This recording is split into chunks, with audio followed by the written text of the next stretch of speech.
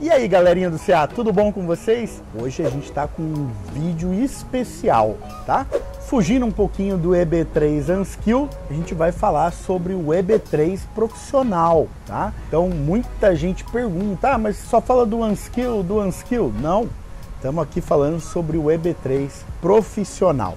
E hoje a gente trouxe uma seguidora que virou amiga do CA, a Renata Falcão. Tudo bom, Renata? Tudo bem, graças a Deus. Muito obrigado por tirar o tempinho para conversar aqui com a gente. Eu que agradeço a oportunidade. Tá? Se apresenta um pouquinho para o pessoal do CA, fala quem é a Renata, o que você fazia no Brasil, conta um pouquinho dessa história pra gente. Tá bom. Bom, meu nome é Renata Falcão, né?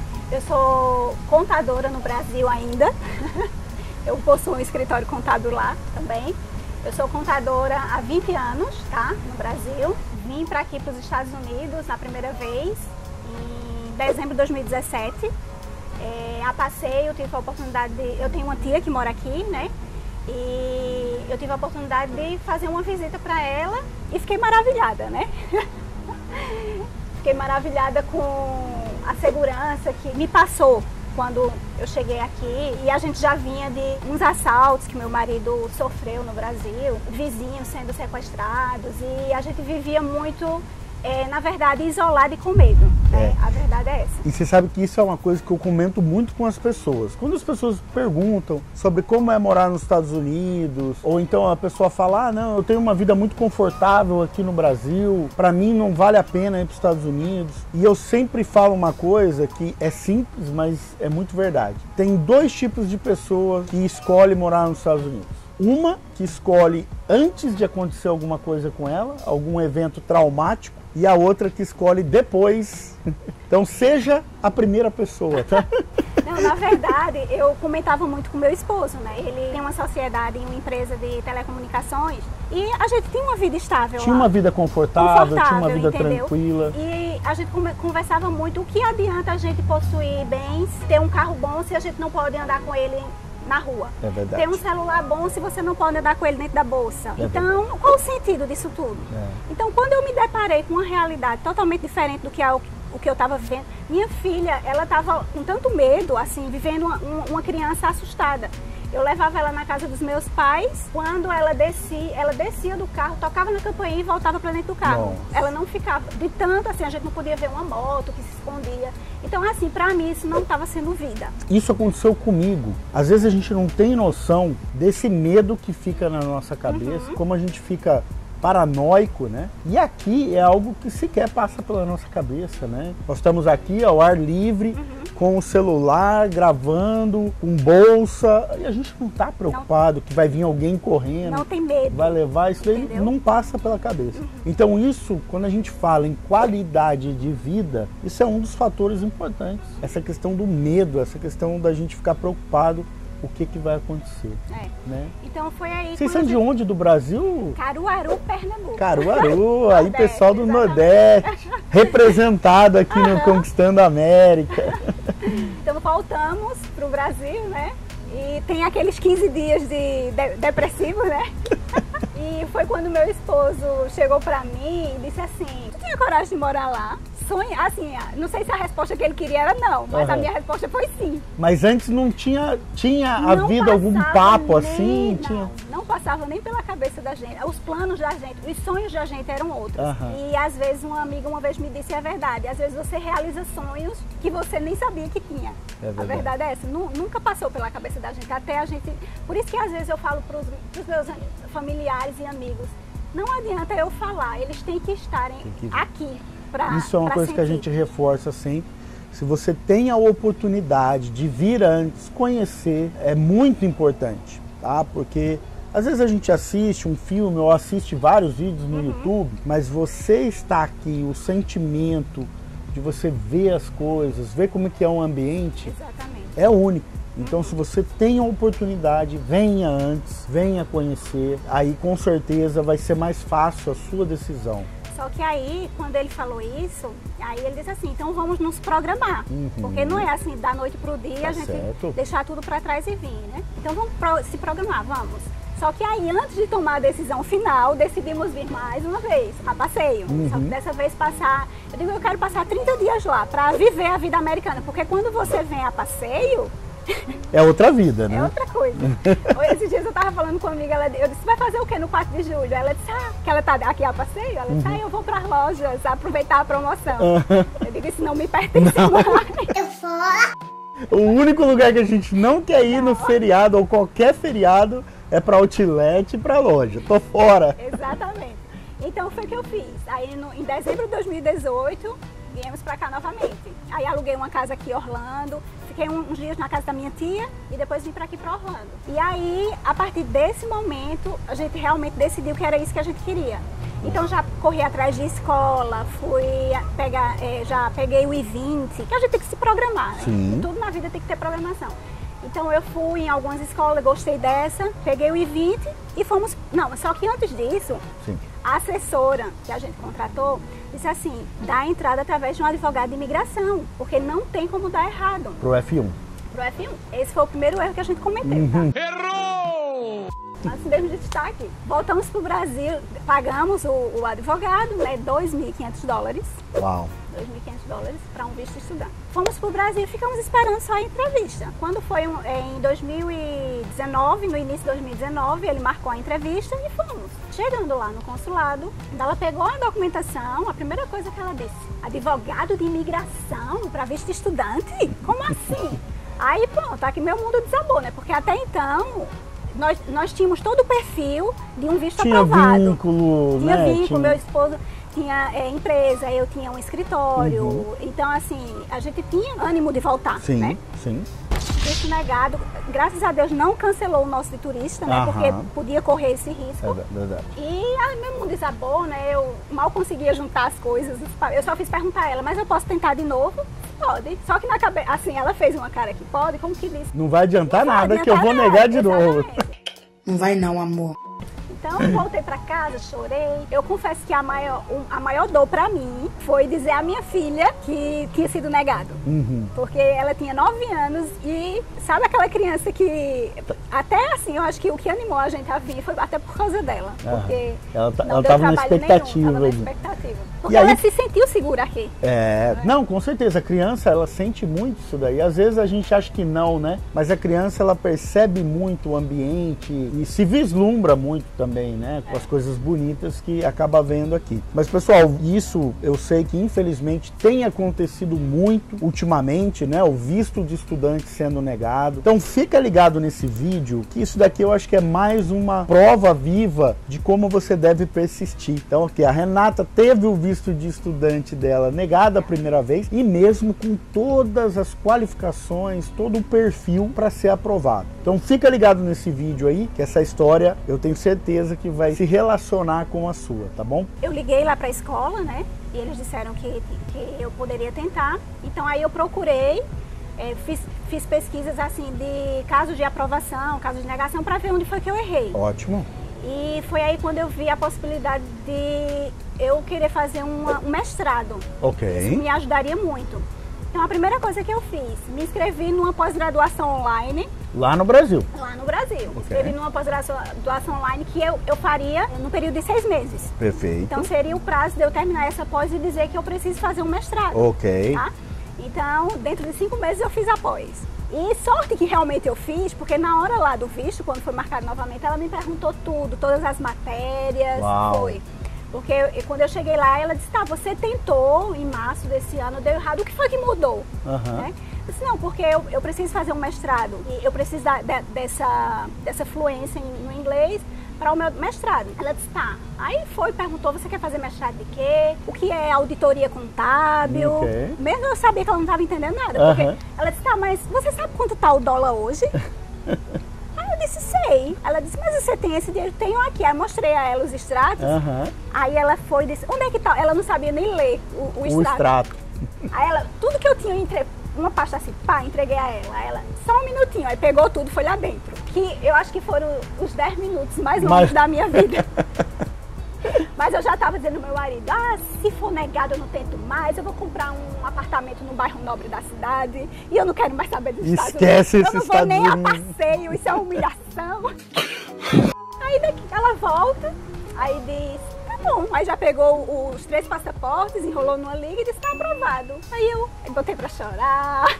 Que maravilha. Aí que maravilha, que emoção. Quando a gente saiu, aí eu olhei, porque a gente, querendo ou não, tinha aquela negação de novo na cabeça. E aí eu olhei Fica aquele medinho, né? Olhei pro meu esposo, ele olhou pra mim, e agora?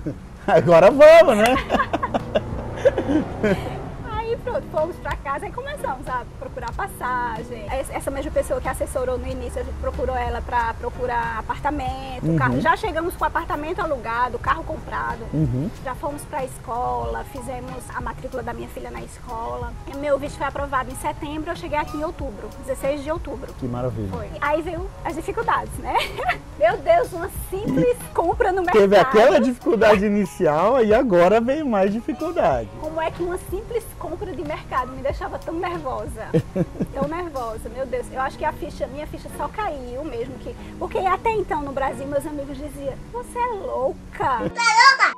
Como é que você vai deixar uma vida estar? Porque assim, na minha cabeça, eu vim aqui passar um ano. Sim. Um ano para estudar inglês, porque eu não queria mais aquela vida. Eu não ia passar do que eu era ali. Eu queria adquirir novo conhecimento, eu queria dar uma oportunidade da minha filha morar em outro país, entendeu? Eu queria algo novo. E as pessoas não entendiam isso. Diziam, você é louca, como é que você vai deixar tudo aqui embora? E quando nós viemos pra cá, tanto meu esposo continuou com a empresa dele, trabalhando online, quanto eu com o meu sócio. Eu tenho um sócio lá que é um anjo pra mim. Ótimo. Então, a gente continuou mantendo tudo, porque caso se não desse... A gente não tinha muito isso na cabeça de não dar certo. É como a gente costuma dizer, a gente não pode ter o plano B. Sim. A gente só tinha o plano A e ele tinha que dar certo. Tinha que dar certo, exato. Entendeu? Mas é bom já, né, ter aquela renda vindo de lá, foi né? Um suporte muito te grande. Confere uma tranquilidade importante. E aí, quando eu fui, né, pro primeiro dia de aula, que eu vi que só falava inglês, zero de inglês. Igual a Camila, então. Pior, viu? Eu tinha estudado ainda um ano de inglês lá, mas quando a gente chega aqui, a gente vê que não é. É verdade. Ainda a pessoa explicando as normas da escola, e eu levantei a mão e disse, mas como é que eu vou saber as normas da escola se eu não estou entendendo o que você está falando? Ela disse, você não está entendendo nada? Eu disse, nada. Aí todo mundo na sala começou a rir. Eu fiquei morta de vergonha. Aí cheguei em casa, fechei a porta do quarto e desabei no choro. Chorei. Eu digo, meu Deus do céu, o que é que eu estou fazendo aqui? Aí vem a vida que eu tinha lá, só que aí já vem a insegurança. Porque assim, aqui tá longe de ser o paraíso, mas os prós pesaram pra mim mais do que os contras.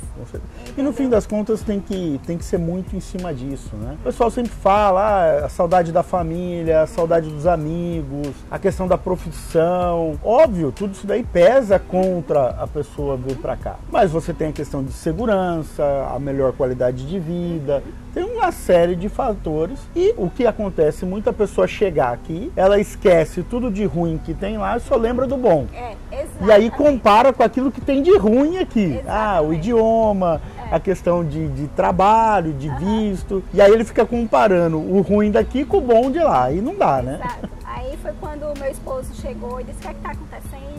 Se a gente tiver que parar aqui, a gente para e volta. O que importa é a sua felicidade, a felicidade de Giovana. Não adianta a gente estar aqui infeliz. E assim, eu lembrei muito de quando eu cheguei aqui, eu fui comprar um colchão na casa de uma pessoa que estava voltando pro Brasil. E ela chegou pra mim, porque eu tenho um sotaque muito forte, né? Ah, jura? Não, imagina. O pessoal nem percebeu. Aí ela disse, de que região você é do Brasil? Aí eu disse, Caruaru, Pernambuco. Ela disse, você é do Nordeste? Eu disse, você vai tirar isso aqui de letra. Aí eu fiquei na minha cabeça, eu disse, meu Deus, isso foi um elogio. Levei pelo então, elogio, aquela dúvida, né? Porque ela disse que o nordestino é muito sofrido. Então a vida que se tem aqui, a gente ia tirar de letra. E eu só vinha isso na cabeça. Eu digo, eu sou nordestina e não desisto nunca. George, volto não. Volto não, a gente vai. Porque assim, na verdade, lá dentro de mim eu tinha um medo de... Eu sou muito difícil de desistir das coisas. Eu sou teimosa, mas eu sou teimosa. Então eu tenho medo de ir mais na frente e me arrepender. E se tivesse dado certo? Né? Então eu disse, não vou desistir, a gente vai continuar. E assim a gente foi. Aí surgiram problemas com a minha filha na escola, de discriminação. O pessoal pergunta muito disso, você vê. Aconteceu. E acontece. Aconteceu, a amiguinha disse, você é recém-chegada, não vai entrar no grupo da gente não. Aí ela muito sentida, minha filha, né? Aí botou pra chorar. Aí a professora foi perguntar o que era, aí a menina pegou e discriminou mais ainda, porque disse que ela estava fazendo drama. Sei que nesse dia, simplesmente, minha filha desmaiou em casa. Nossa. E eu, desesperada, sem saber o que estava acontecendo, bati nas portas do vizinho, ninguém aparecia. Eles lá em cima, vendo que eu estava desesperada, ninguém desceu. Se fosse na minha rua, em Caruaru, minha casa... Saía a rua inteira, né? A única coisa que veio, liga pro 911. Liguei, 5 minutos, agora isso sem falar inglês. Veja a dificuldade. 5 minutos, estava 5 homens dentro de casa, com cada um com um equipamento diferente. Só que nesse horário ela já tinha tornado, sabe? Certo. Na minha cabeça, quando a pessoa desmaiava, ela parava de respirar. A gente não sabe, né? O que aconteceu. Eu fiquei desesperada, eu não sabia o que tinha Claro. acontecido. Depois foi que eu fui olhar no celular dela. E exatamente, ela desmaiou às 6h10 e às 6 horas tinha passado uma mensagem para ela desse tipo de coisa, né? E ela estava muito gripada e foi juntou assim e acabou que eles disseram que fizeram todos os exames dela, disseram que estava tudo ok, mas se eu quisesse eles levavam ela para o hospital. Eu disse que não precisava, fiquei só esperando a conta chegar. Ela vem, viu, gente? A conta vem. Graças a Deus. Não veio. Nunca chegou essa Verdade. conta. Nunca. Alguém comprou, né? Pode ter Isso sido. acontece muito aqui, né?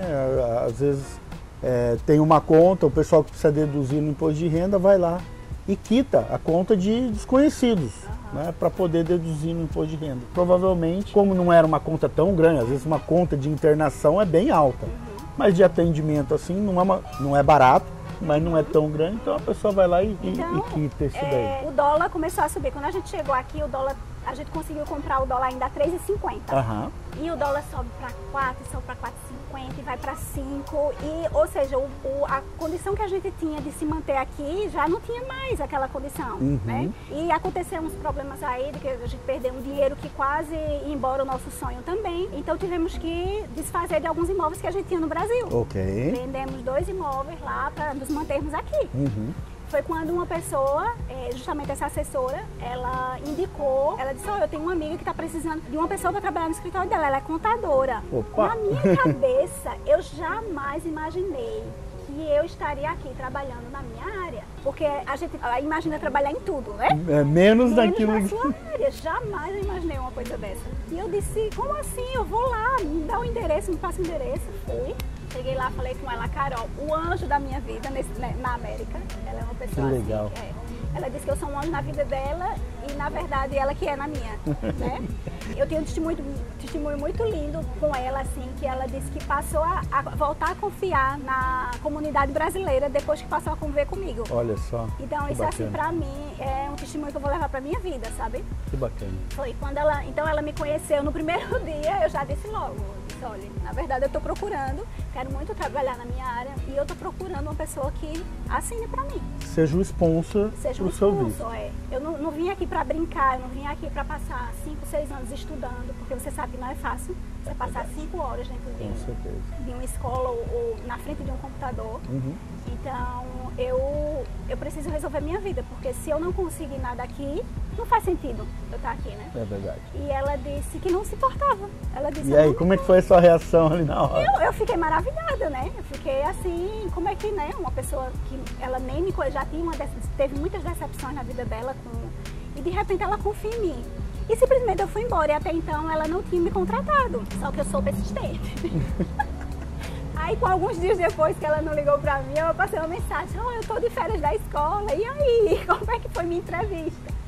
Aí ela disse, eu gostei muito de você, eu vou lhe contratar sim. Ela tinha uma vaga justamente bem específica pra área dela, que ela queria uma pessoa que fosse fluente em português e que tivesse um conhecimento na contabilidade brasileira.